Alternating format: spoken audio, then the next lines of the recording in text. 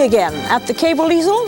The name is Patricia Windrow. The program is Working from Life. And this is part 2 of a program that began, obviously, with part 1, which is a scene from North Haven, Long Island, east of here by some 60-odd miles, in a rather beautiful, still unspoiled area.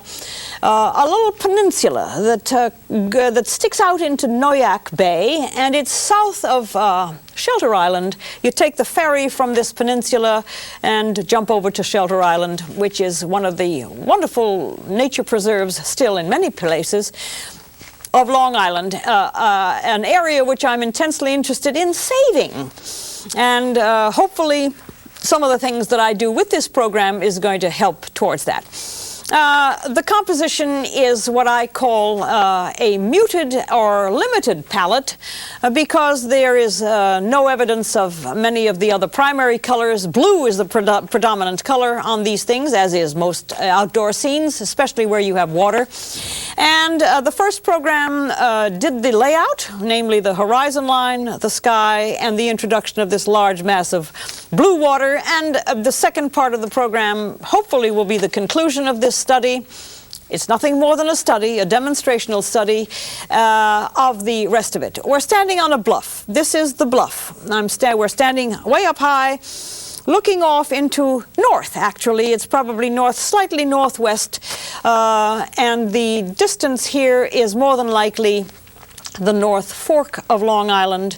This is part of Shelter Island, and this is the beach of this little peninsula called North Haven. I'm now working my way towards the foreground, and there in the beach area is going to be the interpretation of what those jetties are. There are jetties that stick out into the water. They're a little bit, well, they have to be just interpreted. And some dark color is going to be interrupting the water. However, my beach is not quite prepared, so I think maybe I'll stick to my word of doing things as you come forward and then apply it first. So let's go back for just a moment and get into the beach. Now, beaches have an interesting and perplexing color scheme. They really change a great deal with general areas, also with the fact that when beaches get wet, they're a different color than when they are dry. And naturally, beach areas are wet near the water line, therefore they are slightly darker. All coming from observation and not from pulling some kind of invented place out of the mind.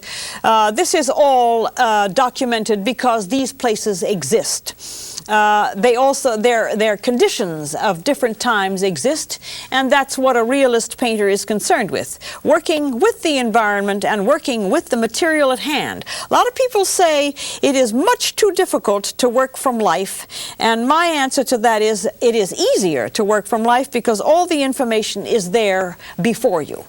You do not have to guess or try to imagine. It is all given to you by being there on location.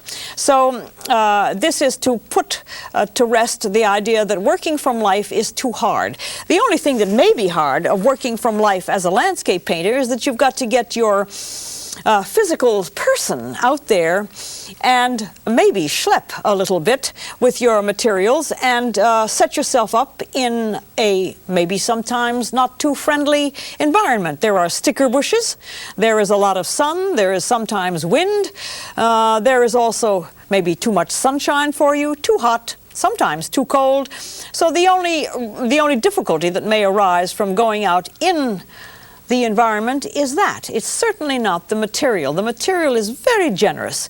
You get it given to you. Visually, it's all there in front of you. So what you deal with is only the discomfort, possibly the physical discomfort of being there. Putting that aside, I'm working on this beach arrangement which has spread itself out there way down at the bottom of the bluff like a great blanket of tan something or other, textured a place, a textured place. It looks tan, but it's got a lot of other things going for it. It's got a water line where the tide came up and put some kind of a, well, it needs a little bit of black in there because these are all sort of blackish things that have been washed up onto the beach, and they tend to have a sort of a blackish, dead quality to them. But this is obviously the tide line that left its little deposits of all sorts of neat stuff. Maybe sometimes it's some of that black seaweed that comes from being washed up from the depths of the Sound. But this is not the Sound, this is the Bay. And all kinds of wonderful things wash up on there, besides all the horrible things that get washed up, like plastic and, you know, nasty stuff. Not old boats that break up in storms, but literally the garbage that people will allow themselves to throw on these places. Unacceptable behavior, totally unacceptable, gross behavior. If you take a scene such as this, use it for whatever purposes, a picnic, you name it, and then leave it with your trash. Not acceptable, to be condemned at every chance. And this program is concerned with this environment, and therefore I feel as though I've got the luxury of being able to sound off about it. And I sound off I do, more often than I suppose is pleasing. The beach area has been prepared to receive the cliff, or the bluff as you might call it.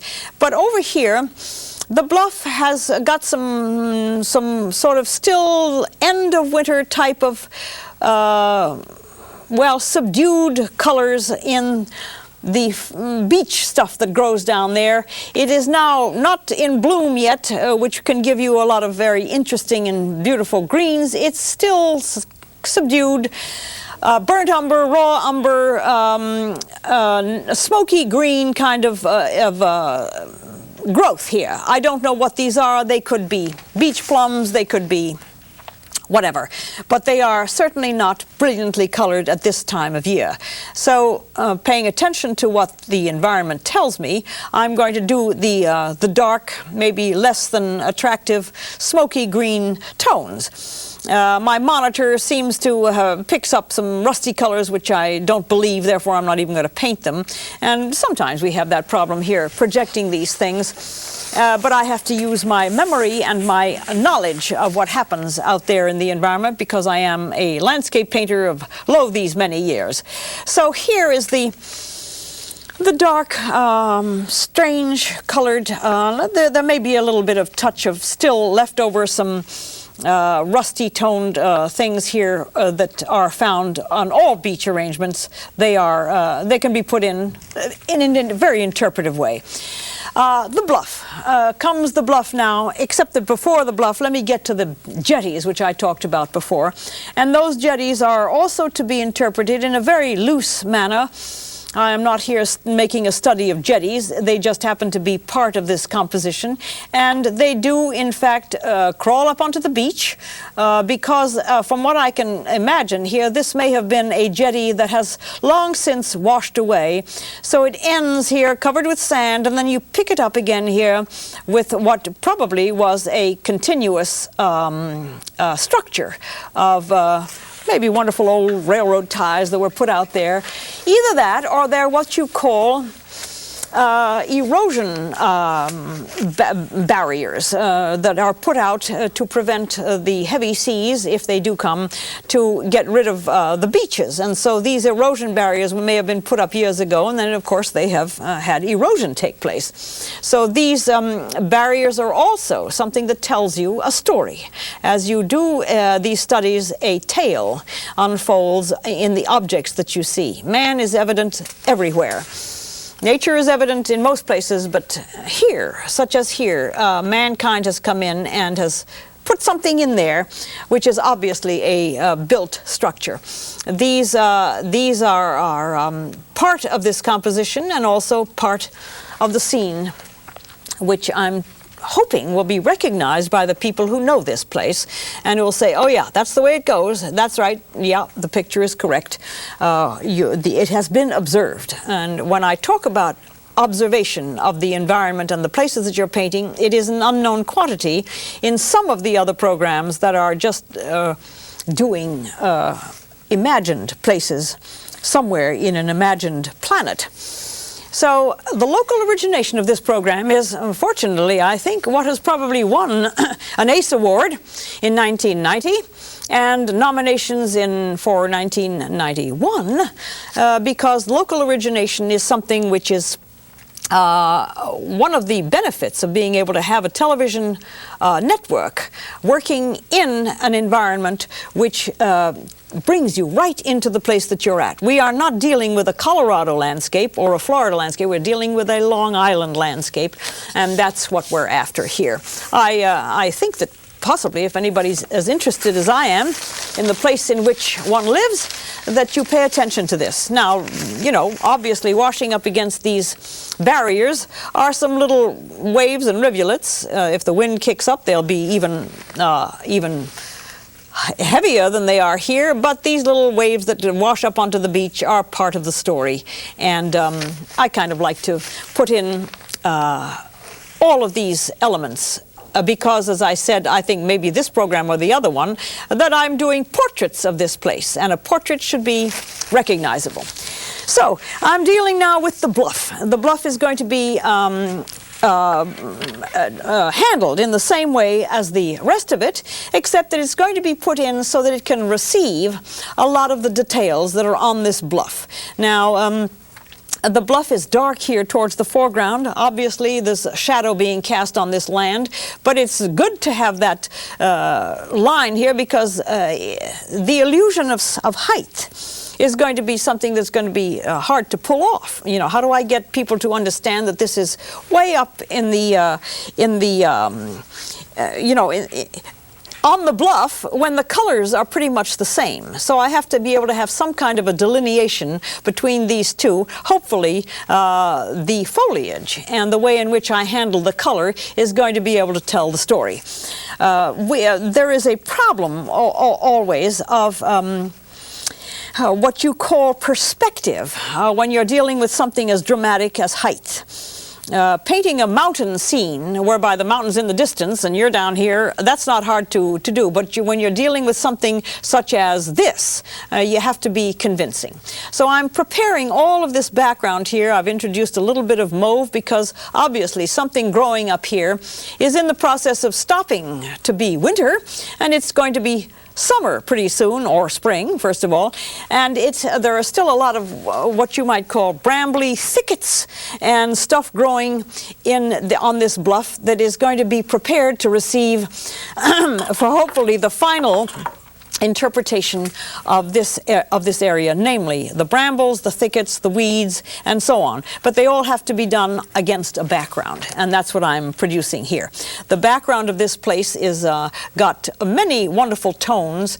There is a lack of reds, which of course is fine. You don't have to have reds in things always. They help to cause wonderful color schemes. But when they're absent, then so be it. They are absent. But there is a touch of green here and there that is still a little bit, well, it's a little bit wintry, but let's put some in. The monitor tells me that there is some green here that maybe, we've had a mild winter, so it's possible that there has been some green left over in some of these remote areas that have not been too clobbered by the cold. So with all of this prepared, and as you can see, the tones are mottled. They are also very interpretive.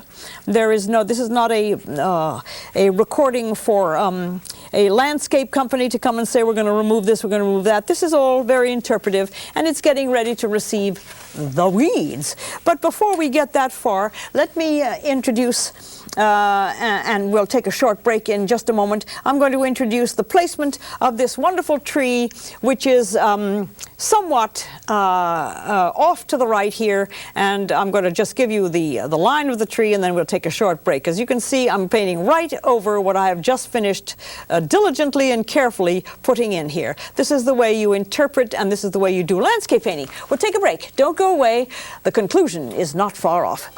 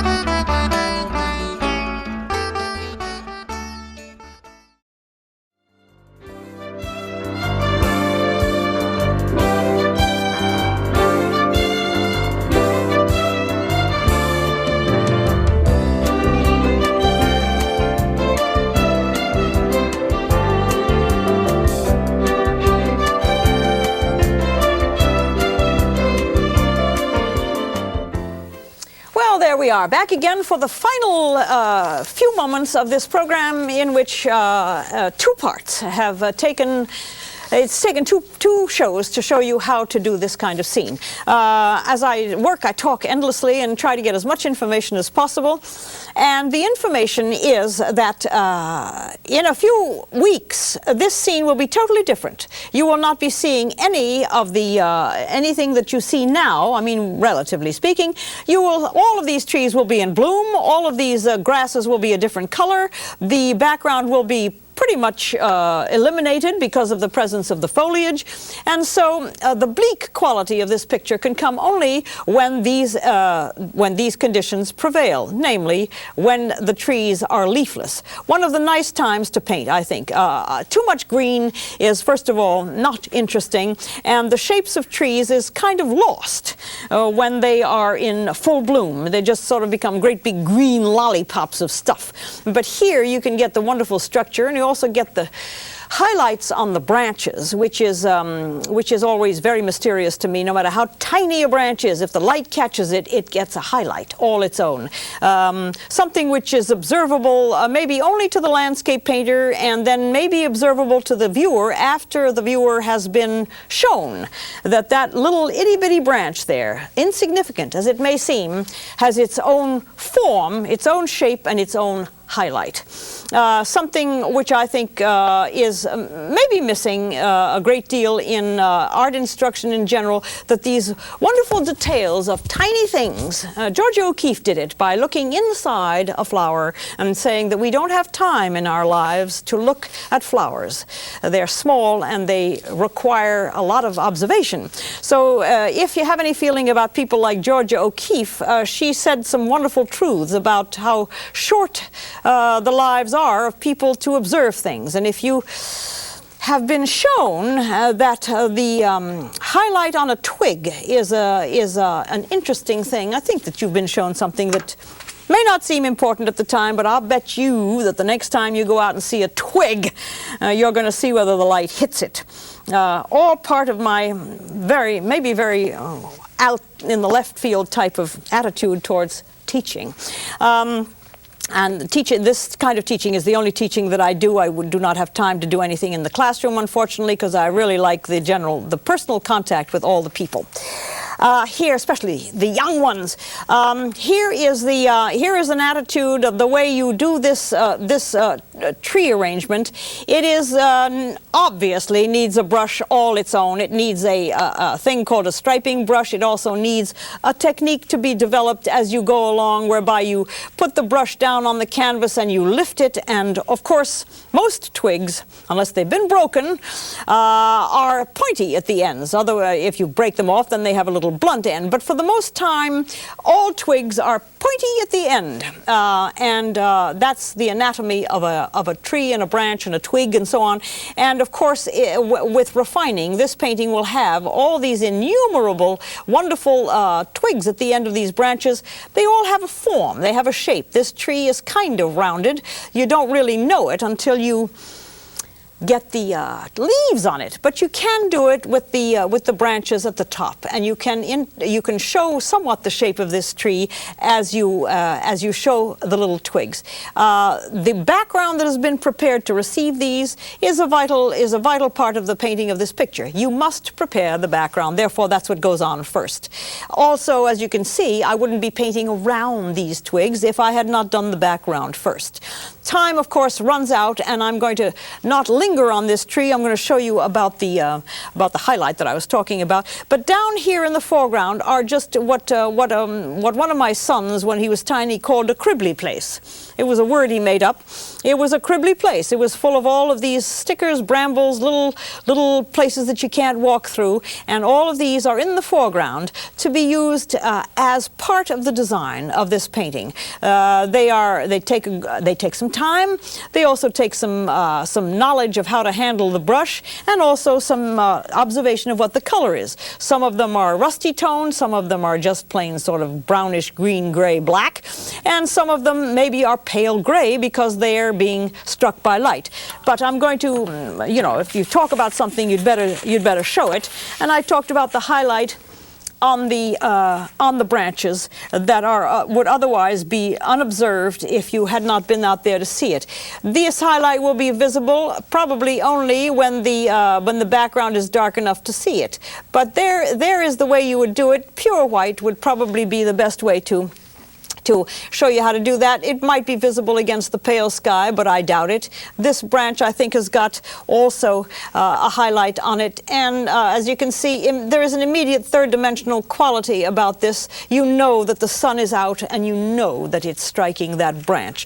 There is also a lot of very pale, weedy, cribbly places over here where the sun has found a branch and there's no shadow on it at all. It's just all bathed in light.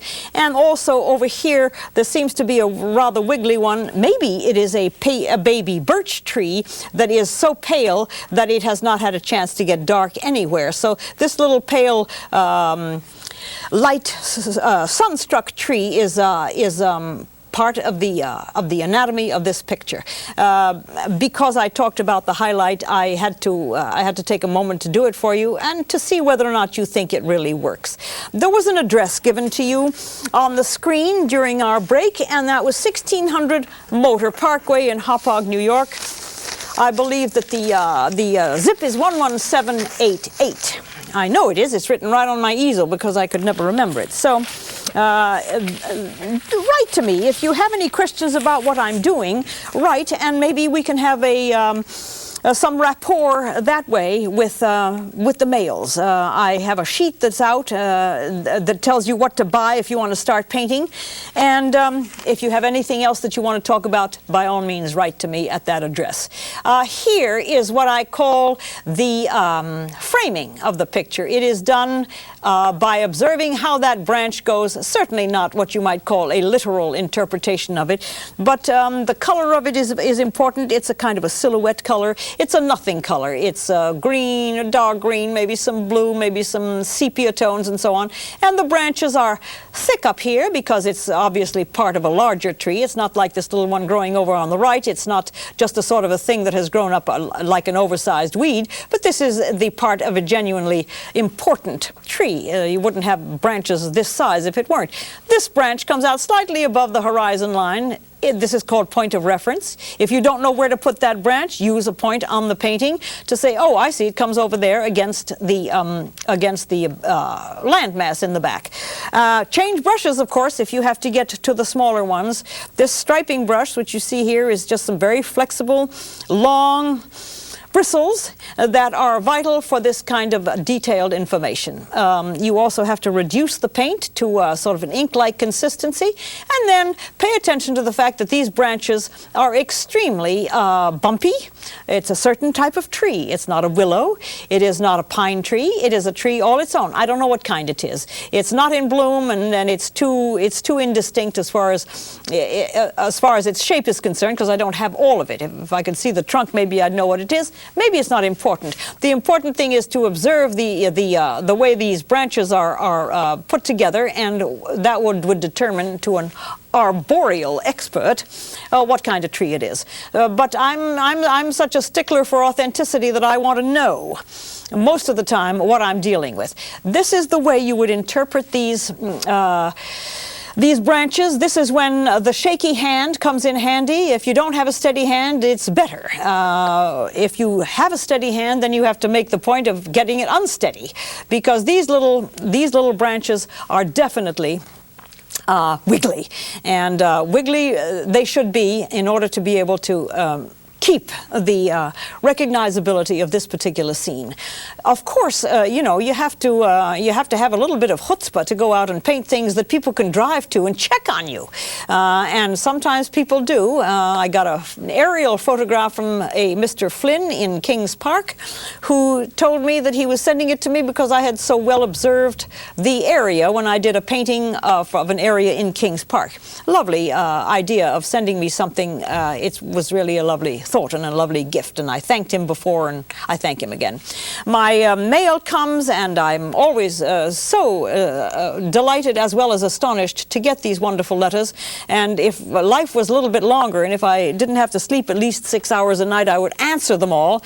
But there is very little time to do that kind of thing, so I must take my program to thank you for all your letters and your nice and wonderful comments about what I do here. As you can see, I'm spending a little bit of time on this, and I hope not too much to tire you to death, to tell you about the need for observation in these things. I could make up a tree, but you know, I've seen programs on the air that take a brush full of paint and hit the canvas with some green and say, hey, that looks like a pine tree. It's pretty good. That's not too bad. Well, I'm not interested in something that's not too bad. I'm interested in something that tells you, hey, I'm a pine tree, or listen, see me, I'm over here, I'm a funny looking tree that looks like a great big weed. I'm interested in having people know that these have been observed, and that the curves and the curlicues, interpretive as they are, have some grain of truth to them. So grains of truth, that's what we're after in this wonderful election year, when you wonder, you know, what's true and what's not true. Who's doing what, and is that really so? And can I, in fact, get away with this statement? Is there any truth to it at all? So the truth of the matter is that if you're a landscape painter and you want it to be recognized, you'd better go out there and look at it, and you'd better be honest about it and not invent things, such as maybe putting some extra blossoms on this tree that at this point are non-existent at all. There couldn't be blossoms on the tree. This is not the color scheme of blossom time. If I were out there in the environment right now, and there was a human person walking by, I would try to catch that person walking down this bluff. Was a sort of the suggestion of somebody going down the bluff to check out the beach and so on, but they're gone. Unfortunately, the time has begun to wear out. There is a branch coming out from this side of the painting, according to my monitor, and that can be put in also for the mere fact that I am telling you about authenticity, and here it is. Well, as usual, I got the signal. Signal is this. Means wind it up. That means the end of the program has come, as well as part 2 of the North Haven study from the Bluffs, looking northwest in that wonderful part of Long Island east of here. Do be sure to tune in whenever you see that the Cable Easel is announced. I think that maybe you can get something out of it. Little bits, maybe a lot. And in the meantime, if you're painting, do paint. And if you are painting, keep your brushes clean. It helps. It makes a difference between a muddy picture and a nice, crisp one. This is Pat Windrow. Thanks again for watching, and see you the next time. Bye-bye.